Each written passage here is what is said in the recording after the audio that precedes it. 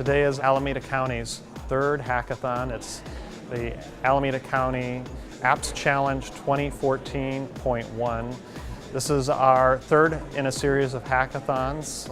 We're out here at the Dublin High School. This is extremely impressive. This is by far one of our largest showing of individuals for one of the Alameda County hackathons. I want to let you know how important this is to us around the Open Data Initiative, being sure that the public has access to information. So a lot of this is really about helping us to use that information that we have to effectively deliver our services and do it in a way that reaches out to our community. And I'm really proud to say that with the support of the Board of Supervisors and all of our departments, Alameda County is the first county in California and possibly in the nation to actually support this kind of initiative. I encourage you and your teams to come up with ideas to collaborate in building apps or concepts that will benefit the community in which we live. Alameda County certainly has a wealth of resources and services that you and your fellow residents may not even know about. That's what today is all about. You have the opportunity today to make county programming and information work for you. As government is tasked with trying to disseminate information out to their citizens, it's more and more imperative that technology becomes a part of that process and being able to communicate with citizens. And so these hackathons are great in being able to facilitate that process. This whole new idea of lowering the barrier of entry to make something and then lowering the barrier of entry to have this voice, right? The whole thing that powers that is tech. A bunch of kids like us, nothing better to do. Like, yeah, we're gonna make cool software. And not possible without stuff like this.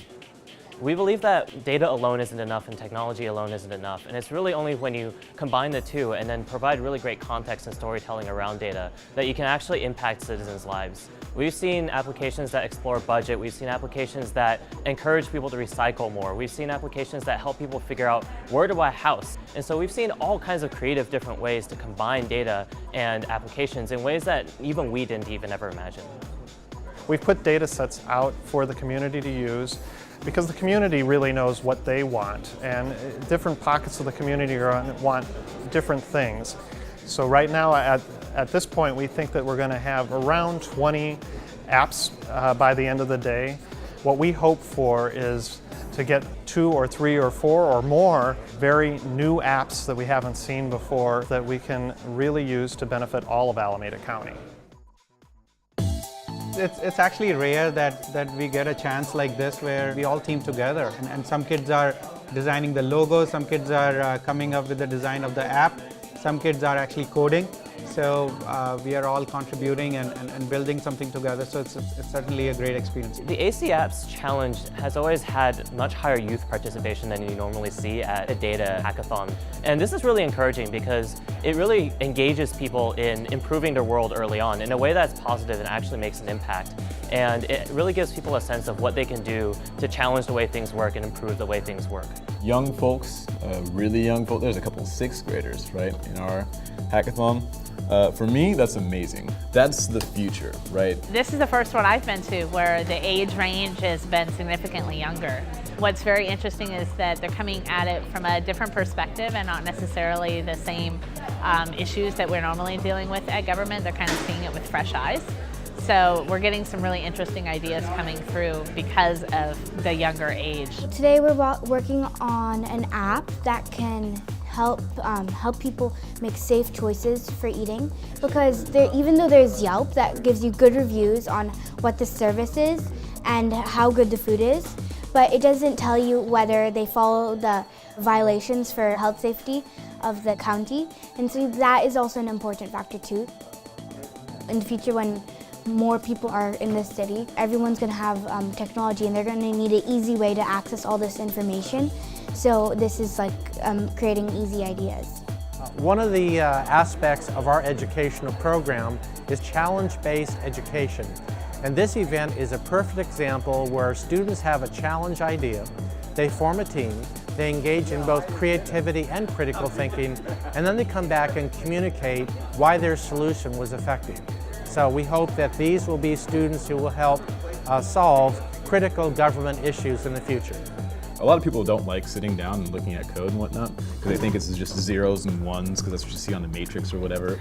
But it turns out that programming is really just a set of puzzles with one higher, like, overarching puzzle. And once the kids realize that, they're like, that's pretty cool.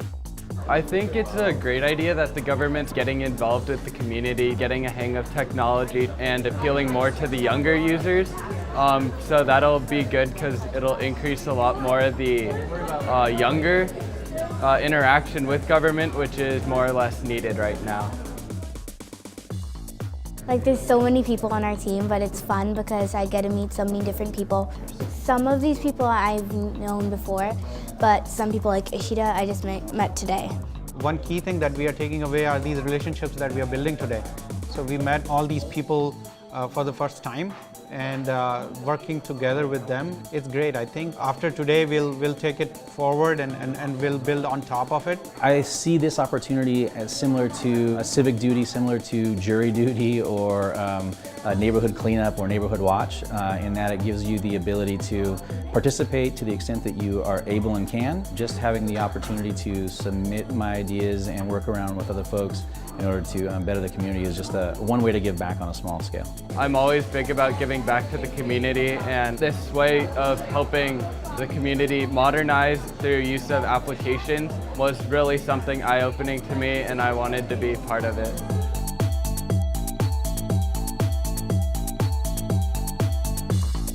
I just want to thank everybody for coming, and this was a great event.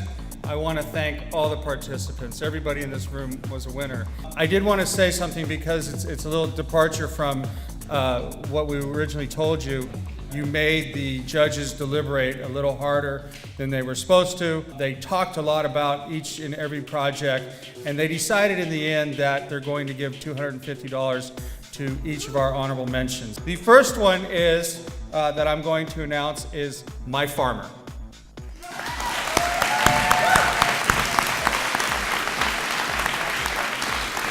The next honorable mention, which was the recipient of $250, making them a winner, is Gala. Okay, our third place team, the winner of $500, is Alameda Moves.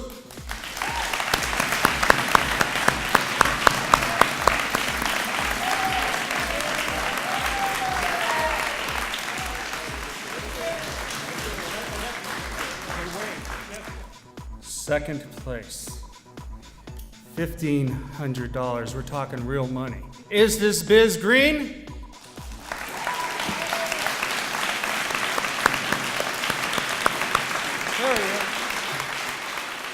The Esri Award, which is the winner of $1,000, AC Jobs.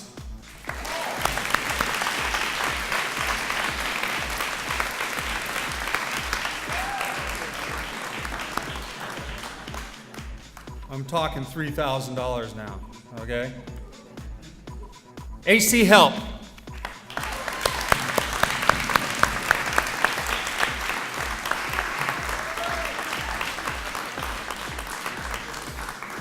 Thank you for spending the day with us. Thanks for all your energy and enthusiasm, especially all the young people that came out.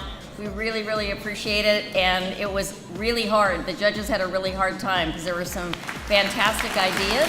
So I think we can say that our third hackathon was very, very successful. We had the most attendance, and I think that as we continue to roll this program out, it's just going to get better and better. I want to thank everybody for making this a successful event. So thank you, and keep coming up with those ideas. Thank you, Alameda County.